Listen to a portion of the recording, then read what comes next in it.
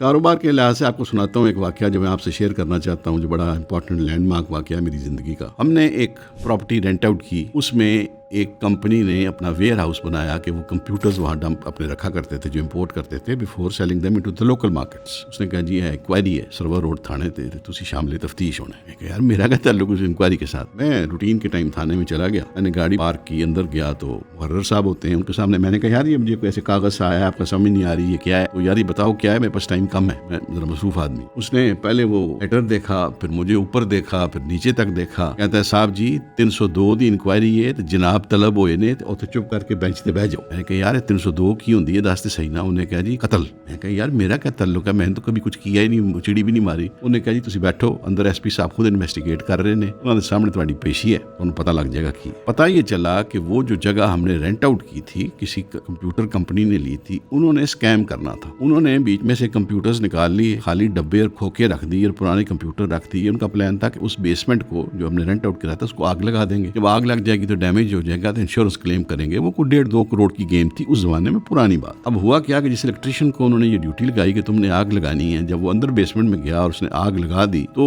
जो दरवाजा था बेसमेंट में जाने का वो ऑटोमेटिक डोर था, वो ऑटोमेटिकली बंद हो गया। जब वो दरवाजा बंद हो गया तो वो भी अंदर ही फंस गया। अब रात 2-3 बजे का टाइम, वो दरवाजा पीटे खोलने वाला कोई नहीं दूर दूर तक। उन्होंने उसको चाबी दी हुई थी कि तुम ऐसे अंदर जाना। अब अंदर से वो खुल ना सके उससे। अब आग लग गई, आग भड़क पड़ी। अब आग के शोले बाहर से नजर आए तो डिफेंस की सिक्योरिटी वालों ने दरवाजा तोड़ा। उस इलेक्ट्रिशियन को आग लग गई हुई थी, कंप्लीटली बर्न्ड। वो बाहर निकला और उसको was taken to general hospital और वहाँ उसने नज़ई बयान दिया एंड ही डाइड। वो जब भी उसके खिलाफ थाने में इंक्वायरी हो तो ये बाकी जो टीमें थी जिन्होंने ये स्कैम करना था, ये वकील खड़े करें उसको दबवा लें। उस बच्चे का बाप चला गया आईजी के पास और उसने वहाँ से इन्वेस्टिगेशन मार्क करा ली एसपी कैंट को। एसपी कैंट ने कहा जी जितने भी लोग इस चेन में हैं, सो मच सो कि जो स्टैंप वेंडर था जिसने स्टैंप पेपर इशू किया था उस तक को उन्होंने बुलवाया हुआ था। हम एज ए स्टेट एजेंट्स बीच में थे, इंश्योरेंस कंपनी जिसने कवर करना था, वो जो इम्पोर्टर वाली कंपनी थी जिसने कंप्यूटर मंगा के दिए हुए थे, लैंडलॉर्ड, सारे उन्होंने कहा तुम सारे मुलविस। यार दूसरी पेशी में जब हम अंदर गए इसी तरह बात हो रही थी, कोई सर पैर नहीं बन रहा था। तो एसपी ने झुंझुला के राइट साइड पे देखा एसएचओ को, तफ्तीशी अफसर को, कहने लगा 302 लाख के सारे अंदर दे दो, आप अदालत अपनी